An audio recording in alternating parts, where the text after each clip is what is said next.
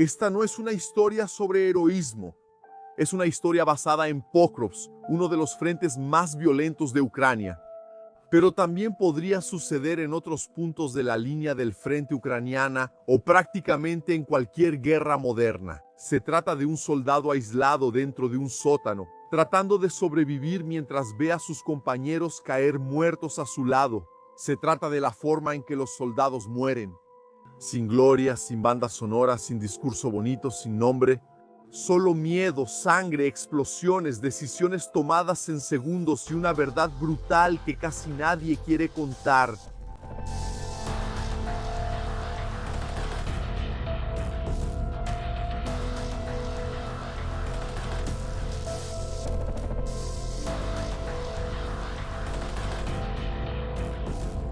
El ataque ruso comenzó mal.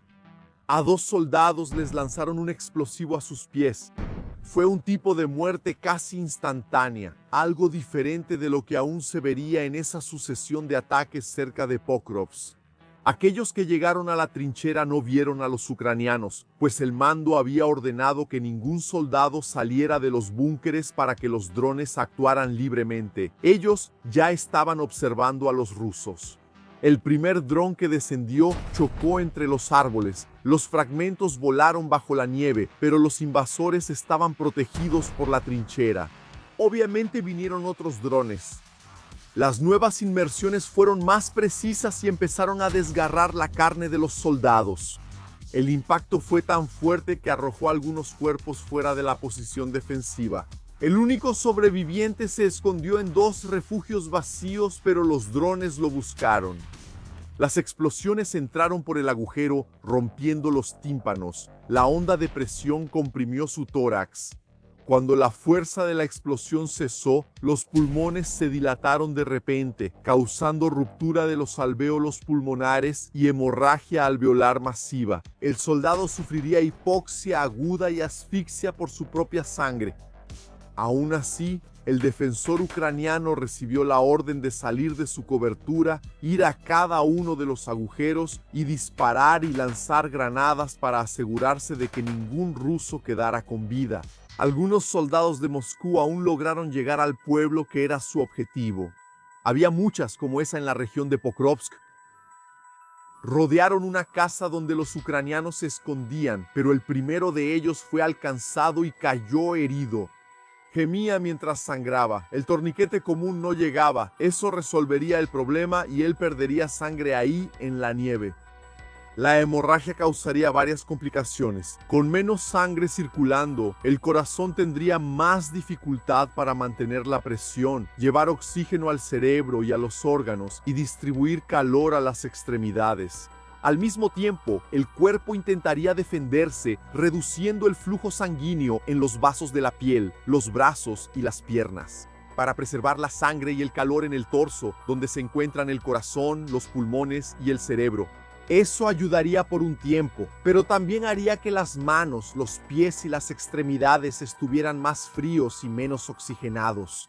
Si sobreviviera, podría muy bien perder esas partes del cuerpo.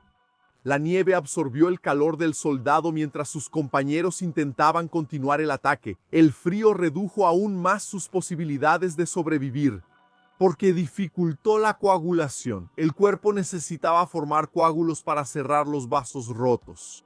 Pero cuando la temperatura corporal bajó, las enzimas de coagulación empezaron a funcionar peor. Las plaquetas funcionaron mal y la sangre tardó más en detenerse. Sería el fin de ese hombre en poco tiempo. Uno de los colegas tomó la decisión de subir las escaleras para irrumpir en la casa. Fue un error terrible. Una ráfaga de disparos atravesó su cuerpo. La muerte pudo haber sido instantánea. Pero los ucranianos terminaron el trabajo con una granada a sus pies. La onda expansiva le rompió los huesos de las piernas y los fragmentos subieron por el cuerpo rompiendo músculos, arterias y órganos. Los sobrevivientes dudaron e intentaron huir, pero la artillería ucraniana estaba atenta. Las municiones de racimo explotaron alrededor de la casa. Fue suficiente para derribar a más rusos. El último de ellos aún logró escapar, dejando a su compañero herido en el suelo. Pero siempre los drones aparecieron para acabar con el sufrimiento del herido. En vez de dejarlo luchar contra el frío y la hemorragia, el ruso que sobrevivió se uniría a otros que se acumulaban en la región de Pokrovsk. Así lo hacían. Pequeños grupos empezaban a reunirse, como sucedió en Bilitsk, al norte de Pokrovsk.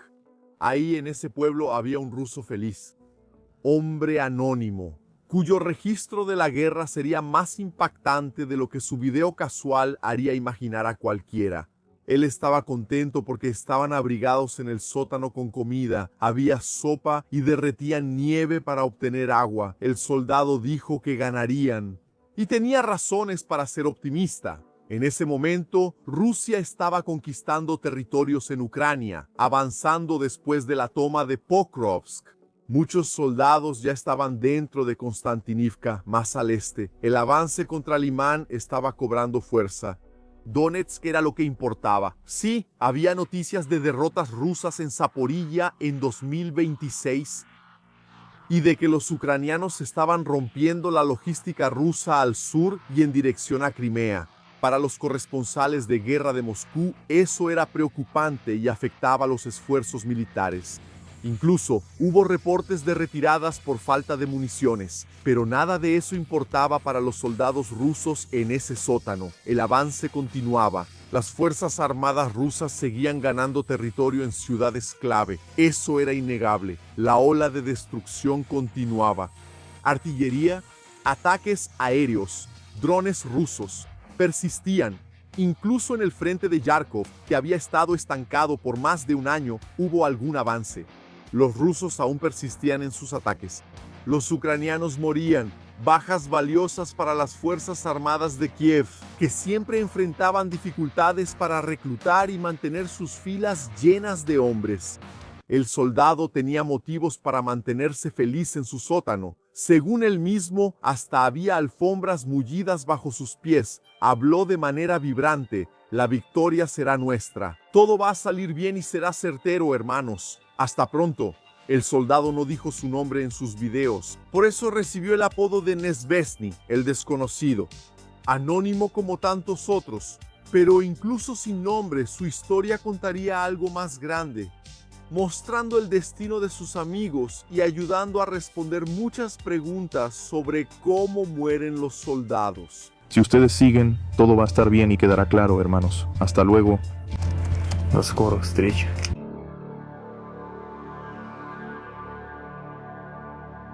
Muchos tuvieron que morir hasta que Nezvezny llegara a Belitsk y mostrara su lujoso escondite en el subsuelo ucraniano. Sin ratas y todavía con calefacción, él celebró, pero llegó a pie donde otros fallaron, gracias a la estrategia rusa.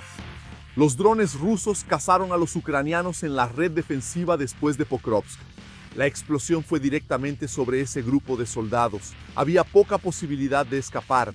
El trauma primario de la onda expansiva fue devastador. La variación abrupta de presión destrozó el tejido. La ruptura total de órganos huecos como pulmones, estómago e intestinos, sumada a la transferencia de energía, podía causar desarticulación de miembros y decapitación traumática. Las municiones termobáricas causaban carbonización inmediata de las vías respiratorias y de los tejidos blandos superficiales y profundos, además de la combustión de la grasa subcutánea, quemando al soldado por dentro. La probabilidad de que el hombre sobreviviera a todo eso era pequeña, incluso si pudiera ser rescatado. Él moriría solo y olvidado, donde su cadáver descansaría de forma anónima. A veces ese soldado tenía suerte cuando milagrosamente el dron no explotaba durante el impacto. Si el aparato caía de refilón, chocaba contra una rama, contra ramas y árboles, o aterrizaba suavemente en el lodo o en la nieve blanda, la fuerza del impacto podía no ser suficiente para accionar el mecanismo frontal, directo y perpendicular que cerraba el circuito de la explosión. Sin embargo, por programación, activación remota, simples vibraciones o energía residual, el milagro podía deshacerse. El BM-21 Grad de 122 milímetros montado en un camión rural ayudó a abrir el camino para Nezvezny. Una salva completa de 40 cohetes en un solo vehículo podía devastar un área de hasta 40.000 metros cuadrados en unos 20 segundos. Ser alcanzado directamente significaba la muerte para un soldado ucraniano. No había protección personal capaz de defender a un hombre de la onda de choque de alta presión, asociada a la fragmentación del propio cuerpo del cohete, que se rompía en miles de pedazos de acero a altísima velocidad, perforando chalecos, uniformes, cascos y carne humana en toda el área alrededor. La muerte aún esperaba al hombre que estuviera a más de 30 metros del impacto. El cuerpo del proyectil era removido internamente para generar cerca de 2.400 a 4.000 fragmentos estandarizados en la detonación. Dentro de 30 a 50 metros, los soldados podían sufrir decenas de perforaciones simultáneas. Los fragmentos a alta velocidad causaban laceraciones arteriales masivas, provocando una pérdida abrupta de sangre, además de la ruptura de la cavidad torácica y múltiples perforaciones viscerales. Incluso si el combatiente estaba detrás de una cobertura ligera capaz de detener parte de las esquirlas, no había mucho que celebrar. La onda de sobrepresión era lo suficientemente fuerte como para reventar tímpanos, causar hemorragias pulmonares severas y graves conmociones cerebrales, incapacitando al combatiente de inmediato. Eso sin contar la posibilidad de ser lanzado y tener los huesos rotos por el impacto. Así, Neizveznes vio a los ucranianos ser eliminados en las líneas de árboles y en los campos, donde había poco que pudiera protegerlos. Pero dentro de Belice, los soldados de Kiev se refugiaban en casas y edificios. Los rusos también tenían una solución para eso. Aviones como el Su-34 llevaban pesados regalos enviados por el diablo para los ucranianos, escondidos bajo el concreto. Las bombas EFAB-1500 llevaban cerca de 700 kilogramos de explosivos, mientras que las bombas EFAB-3000 transportaban alrededor de 1.400 kilogramos de explosivos. Dentro del edificio, la onda de presión chocaba contra las paredes, techos y pisos de concreto, rebotando y sumándose. Eso multiplicaba la presión ejercida sobre los cuerpos, aplastando a los soldados por dentro. Aquellos que estaban en los pisos inferiores o intermedios eran sometidos a toneladas de escombros en caída libre. El resultado eran politraumatismos severos, amputaciones traumáticas, fracturas por aplastamiento en la región torácica y del cráneo. Para los pocos que sobrevivían, polismagagantes. Significaba cargadores, sin embargo, cargadores desmantelar. La compresión prolongada de los músculos liberaba grandes cantidades de mioglobina y potasio en el torrente sanguíneo. En cuanto se aliviara la presión, o si la sangre continuaba circulando de manera precaria, esas toxinas podrían causar insuficiencia renal aguda y paro cardíaco. La pulverización instantánea del concreto y del yeso generaba una nube densa e impenetrable de polvo tóxico y a alta temperatura. Los soldados atrapados o caídos inhalaban ese polvo, sufriendo espasmos en las vías respiratorias, asfixia mecánica rápida y quemaduras internas cuando aún quedaban restos de los gases de la explosión. Quienes estaban lejos tampoco se salvaban cuando se abría el regalo del diablo. El paso de la onda de choque por el hueso craneal y el violento desplazamiento de aire lanzaban el cuerpo contra las paredes, causando daños difusos en el cerebro. Los soldados perdían el conocimiento de inmediato, sufrían amnesia, desorientación espacial severa y pérdida de coordinación, lo que los hacía incapaces de reaccionar o huir. Neizvezny llegó feliz a Belitsky. Su rostro estaba lleno de hollín por haber pasado días escondido, esperando a que llegaran otros hombres para formar un grupo de asalto. Eran pocos, siempre pocos, avanzando solos hasta reunirse con Neizvezny en su humilde residencia, pero tardaron. En esa espera, algo le pasó, y Neizvezny sabía por qué tantos otros estaban tardando tanto. ¿Estoy mal hoy? No. Él se volvió loco y... Fue así. Neizvezny. la mano, la mierda le dio en el carajo. Se volvió loco y shh.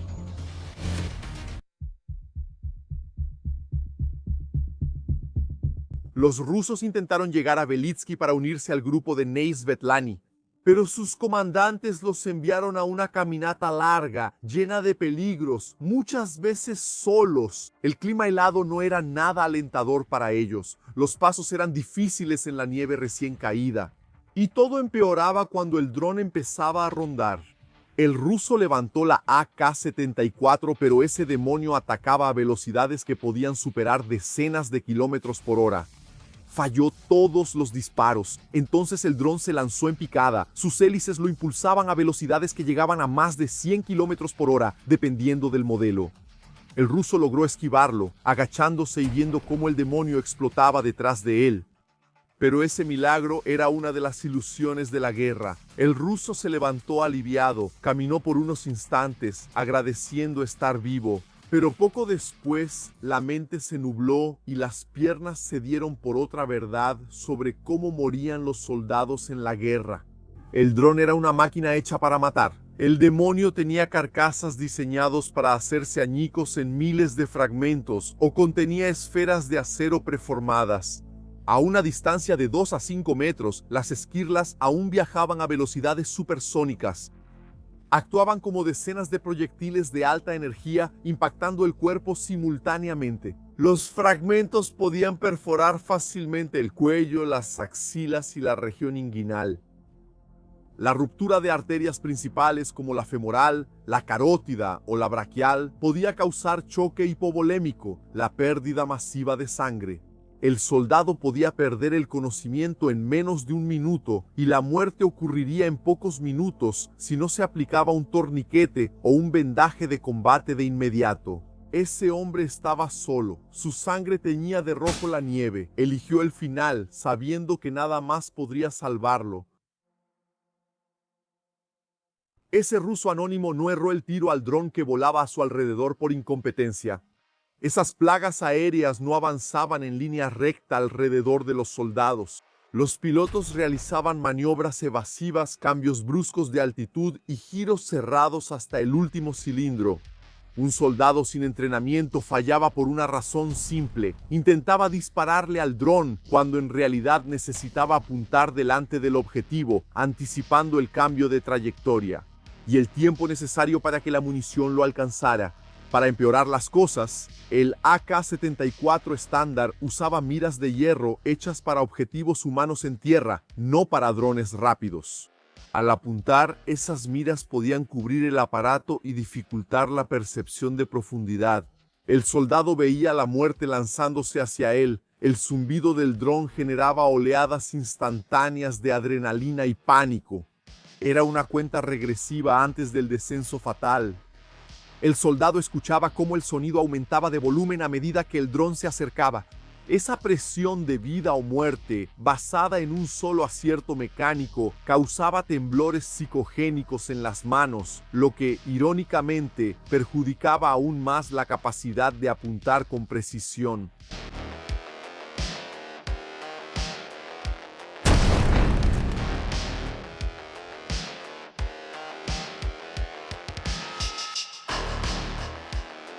Y esa era una guerra sin descanso. Un soldado de la Segunda Guerra Mundial podía entrar en una choza en medio del campo, descansar las piernas, conversar y hacer bromas tensas sobre el frente. Difícilmente sería visto y alcanzado por la artillería en una misión como esa. En Ucrania siempre había ojos en el cielo y muerte en la tierra. Solo los muertos descansaban. Nezvezny estaba aprendiendo eso. Los ucranianos lo habían encontrado. Granadas cayeron en su escondite. Él relató cómo una granada de AGS y una granada ofensiva fueron lanzadas sobre él. En campo abierto, la presión de una explosión se disiparía rápidamente en el espacio. Dentro del sótano, Nezvezny sintió las ondas de choque chocar contra la pared. Además de los daños ya reportados en esta historia, el aire de pulmones lacerados podía entrar en el torrente sanguíneo. Las burbujas podían llegar al cerebro o al corazón, causando un derrame cerebral o un paro cardíaco casi inmediato. En la bodega, los fragmentos no viajaban solo en línea recta, sino que rebotaban en las superficies duras, creando un efecto de licuadora mecánica, triturando la carne humana. Nesvesny vio a los muertos a su alrededor, a los heridos gimiendo, sufrió heridas en la cabeza, una mano lacerada y la pierna desgarrada. Todavía tuvo humor para decir que le habían roto la chaqueta.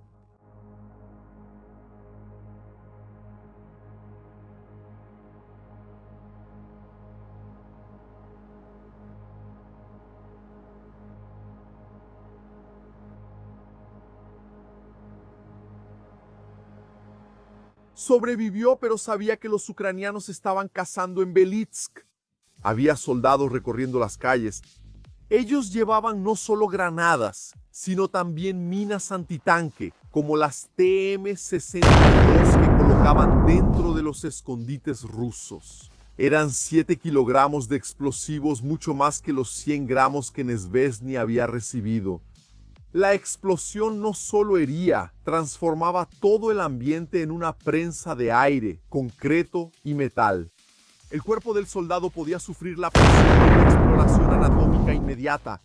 Los huesos podían romperse sin un impacto directo, solo por la compresión violenta del aire y el choque transmitido por los fragmentos.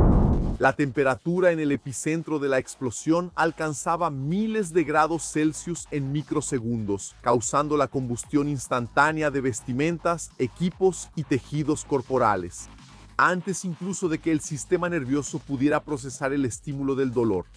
Si estuviera más lejos del epicentro, el corazón del soldado podía sufrir un paro por trauma mecánico directo y los vasos cerebrales podían romperse debido a la transferencia de energía por la columna y las arterias, causando muerte cerebral inmediata. El soldado, si aún mantenía cualquier integridad física después de la onda de choque, quedaría sepultado bajo decenas de toneladas de escombros pulverizados, concreto armado y vigas de metal, muchas explosiones y esquirlas. Así era como el soldado moría en Ucrania. Muchos rusos que avanzaban ni siquiera llegaban a encontrarse con ucranianos. Morían antes, enviados sucesivamente por sus líderes. Era una estrategia que venía funcionando. Seguían avanzando, tomando pueblos, ciudades, acumulándose y luego reuniéndose para los asaltos a las defensas de Kiev. Pasaban por encima de los cuerpos de sus compañeros y finalmente tenían la oportunidad de levantar sus rifles contra los ucranianos. El combate comenzaba, pero los drones no los dejaban en paz.